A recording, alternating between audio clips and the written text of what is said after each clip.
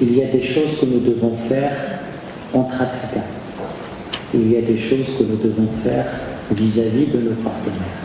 Et je pense que les différentes recommandations contenues dans les conclusions vont vers ces deux sens. Qu'est-ce qu'il est possible de faire entre nous? Nous avons toujours considéré d'abord que l'essentiel de la migration africaine se fait en Afrique. Et deuxièmement, parce qu'il y a un homework à faire au sein du continent africain en termes de réglementation, en termes de coordination et en termes de décisions importantes à faire prendre. Et là, l'autre aspect, c'est notre interaction avec nos partenaires. Et là,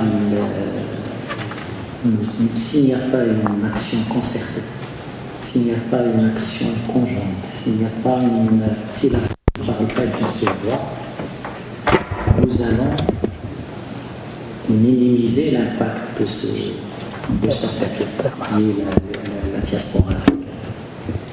Il est fondamental qu'on arrive à tenir un discours clair, un discours argumenté avec nos partenaires où la diaspora réside, particulièrement en Europe et en Amérique du Nord.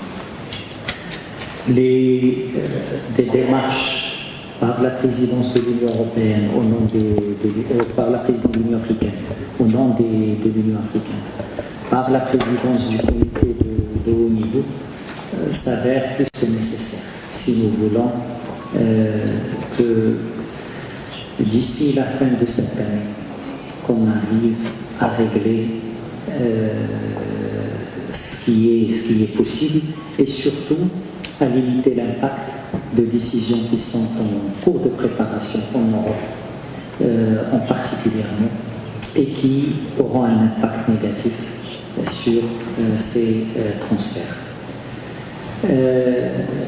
Il est aussi important qu'on maîtrise encore mieux cette dimension de transfert de fonds, qu'on ne soit pas trop dépendant des statistiques qui nous viennent des structures en dehors de l'Afrique. Tant que la littérature, tant que les statistiques et les données ne proviennent pas du continent, qu'on soit juste des consommateurs, peut-être on perd beaucoup d'analyse et d'action par rapport à cette problématique. Et là, je pense que l'Observatoire peut jouer un rôle important en tant que structure qui a en charge de l'analyse, du suivi, de l'étude de la problématique de la migration africaine.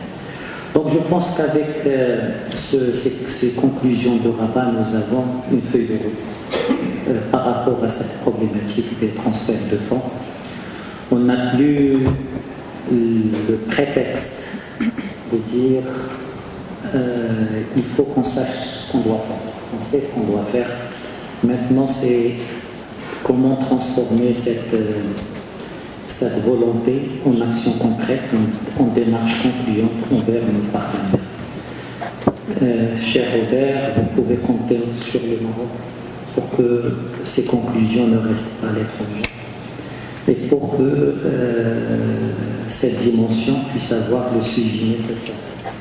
Nous nous mettons à votre disposition pour toute démarche conjointe, concertée, par le comité de haut niveau et bien sûr par la présidence sénégalaise de l'Union africaine pour qu'on arrive à améliorer le coût de ces transferts et la moindre réduction des coûts de transfert se traduirait par des millions, sinon des milliards, au service du développement de notre pays.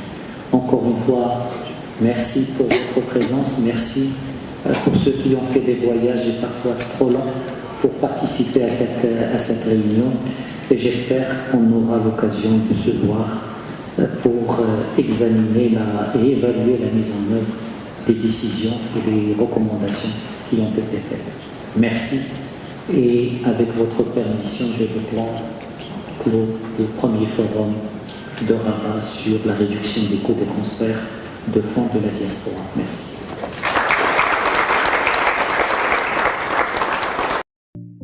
تخرجوا ما تنسوش تابوناو في قناة أشكاين وتفعلوا الجرس باش يوصلكم الجديد في الحين. إذا عجبكم المحتوى بارتاجيوه مع أصدقائكم، ولمزيد من الأخبار تيليشارجوا تطبيق أشكاين من بلاي ستور وأب ستور.